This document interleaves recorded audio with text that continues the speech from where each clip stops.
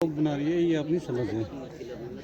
मैं इसमें आवाज बंद कर देती हूँ ना। ये हमारी समझ है जो ब्लॉग बना रही है।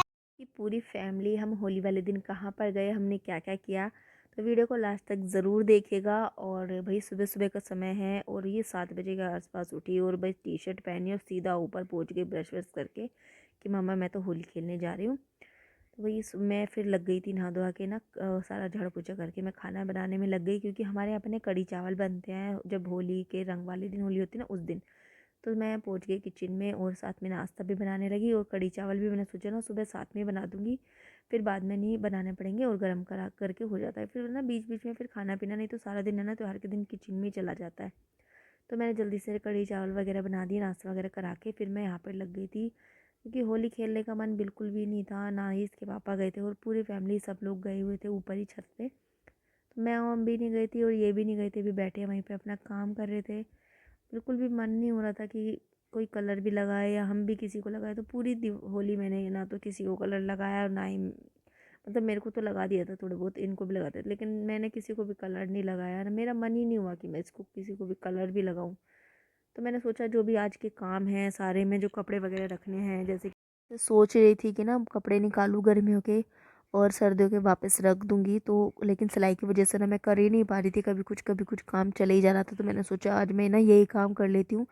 तो ऊपर ये बैग लेके जाना था मुझे, तो मैंने उसी में जो सर्दियों के सारे कपड़े थे वो भर दिए थे, क्योंकि ना सर्दियों के कपड़े हट जाएंगे तो गर्मियों के कपड़े निकल जाएंगे, तो उससे ना आसानी हो जाती है।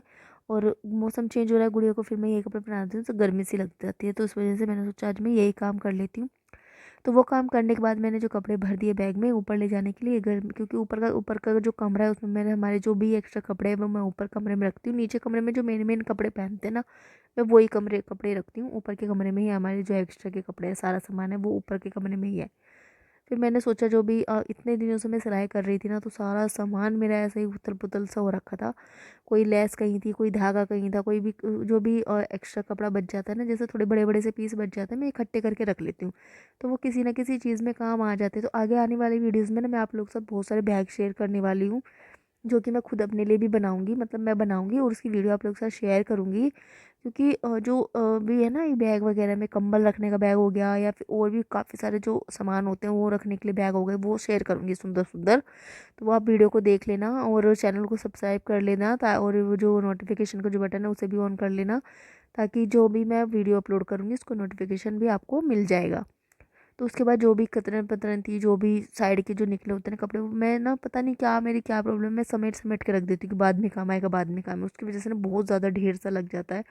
तो मुझे लगा था जो भी पीस मेरे काम का है वो मैंने रख लिया, और जो भी बहुत ज़्यादा निकले थे वो मैंने साइड में कर दिए। तो फिर पहले तो मैं सोची थी बैग में भर के रख आएंगे ऊपर, लेकिन फिर ये बोले कि ये जो बैग का कवर है ना ये मुझे चेंज करा के लाना है, तो फिर मैंने चादर में बांध दिया। मैंने कहा इसको ऐसे ही रखा ना, मैं ऊपर जाके ना किसी दिन सेट कर दूँगी। तो वहाँ से फिर गुड़िया भी आ गई थी, उसे नहला धुला के फिर हम पूरे परिवार का जो प्रोग्राम बन गया था, क्योंकि मेरा भी मूड ऐसे ही रखा था, इनका भी ऐसे ही था, तो सोचा था जाएंगे नहीं कहीं भी। मेरा तो बिल्कुल जाने का मन नहीं था, लेकिन फिर ये था कि मैं नहीं जाऊंगी तो फिर ये भी नहीं जाएंगे, इनका भी पूरा ऐसे दिन चला जाएगा। तो फिर मैंने कहा चलो कुछ गुड़िया की खुशी के लिए भी हमें, क्योंकि देखो जब कोई चला जाता है ना इंसान छोड़ के, ज़िंदगी ज़िंदगी जैसी रहती नहीं है। बस ये है कि हाँ सारे काम करने होते हैं, सब कुछ करते हैं, हंसते हैं, सारे खाते पीते सब कुछ जो भी होता है वही, लेकिन एक मन जो होता है ना अंदर से वो नहीं होता सही।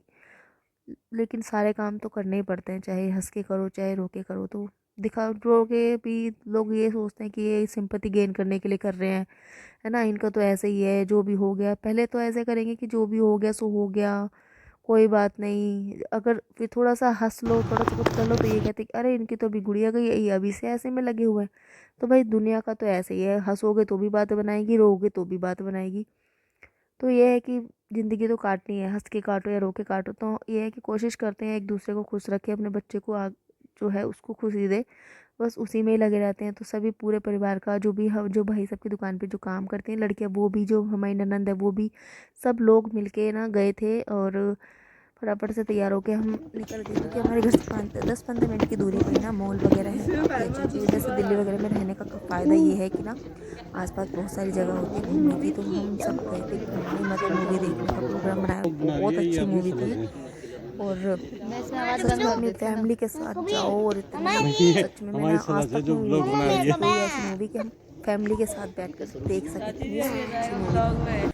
और यहाँ पे ना हमने क्या करा था, भाई साहब ने क्या करा, इन्होंने क्या करा कि जो पॉपकॉर्न वगैरह का जो पैकेज होता है ना वो ले लिया था। और सच में एक बार मतलब हाँ ले लो और पैकेज, और उसमें फुल टू फुल आप कितना भी बार रिफ़िल कराओ, कितने हम 15-16 जने हो गए थे, कितना भी आप रिफ़िल कराओ, कितना भी मतलब उससे बड़े बड़े जो होते हैं ना पॉपकॉर्न के, वो भर भर के और इतने मज़े आए ना सच में।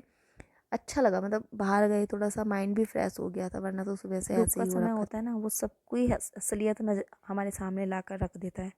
सच में इतना बड़ा हमारे साथ जो भी हुआ, इतना दुख का समय था, यही लोग हमारे साथ खड़े रहे थे। वरना लोग तो ऐसे ऐसे भी थे जिन्होंने कभी हालत नहीं पूछी मेरी गुड़िया की, और फिर उसके जाने के बाद में ऐसा दिखावा करा कि उनसे बड़ा कोई हमारा हमदर्द नहीं। कभी 1 रुपए की ये नहीं कही कि इतना बड़ा बड़ा ट्रीटमेंट चल रहा है, लाखों रुपए लग रहे हैं, इतनी हज़ारों हज़ारों की दवाइयाँ आती थी, टेस्ट ने हर चीज़ लगा दी कि भाई गुड़िया का ट्रीटमेंट अच्छे से हो जाए, गुड़िया ठीक हो जाए। नहीं हुई, चलो शायद उसकी किस्मत में ऐसा था। जो टाइम हमने देखा बहुत बुरा समय था, लेकिन ये परिवार हमारे साथ नहीं होता ना तो पता नहीं ज़िंदगी क्या ही हो जाती। तो भाई ये दुख का समय एक ऐसा होता है जो हमारे बता देता है कि कौन हमारा अपना है कौन पराया है। बहुत सारे लोग तो ऐसे भी है ज़िंदगी में जिन्होंने कभी गुड़िया को हालचाल भी नहीं पूछा कि तू कैसी है, कभी ये नहीं पूछा कि गुड़िया क्या ट्रीटमेंट क्या चल रहा है, कभी ये नहीं पूछा कि उसके दवाइयाँ क्या हैं, कैसे है, क्या ट्रीटमेंट चल रहा है, कहाँ क्या कर रहे हो, कुछ नहीं। और जब वो हमें छोड़ के चली गई तो सबसे पहले वही खड़े दिखाई दिए। उसके बाद तक तो फिर ऐसा चला कि उनसे बड़ा हितैषी हमारा कोई नहीं है। भाई जीते जी तो पूछते नहीं हो, फिर जाने के बाद में तुम दिखावा करो। तो भाई करते रहो उससे, लेकिन हमारे मन में तो मालूम है ना कि हमारा किसने साथ दिया ऐसे टाइम पे। और ये दुख का समय एक ऐसा होता है, बहुत अच्छे से बता देता है कौन अपना है कौन पराया है। तो भाई यही लोग हैं जो मेरे साथ हैं, जिन्होंने बहुत हर मोड़ पे साथ दिया है, कदम से कदम मिला के। हम पूरा पूरा दिन हॉस्पिटल में, पूरे पूरे रातों हम हॉस्पिटल, एम्स में, हर जगह हम एम्बुलेंस में घूमते थे। और अभी भी मुझे एम्बुलेंस दिख जाती है ना, मुझे वही समय याद आता है, वही चीज़ें, ऐसा लगता है कि अभी भी वही चीज़ें हो रही हूँ, वही समय बिल्कुल वैसा ही लगता है। ये परिवार हमारे साथ में खड़ा रहा, ये लोग मेरे साथ खड़े रहे, हमारा बहुत सपोर्ट करा और अभी तक भी कर रहे हैं। आप देख रहे हो सब लोग आए हुए हैं, शायद इसीलिए कि हम लोग भी खुश रहे, हम लोग बिजी रहे। वरना ये लोग नहीं होते तो हम वही अपने घर पे ही रहते, कहीं नहीं जाते, ना कुछ करते। ये लोग हैं तो सच में थोड़ी घूमना फिरना, थोड़ी खुशियाँ भी हो जाती है, वरना तो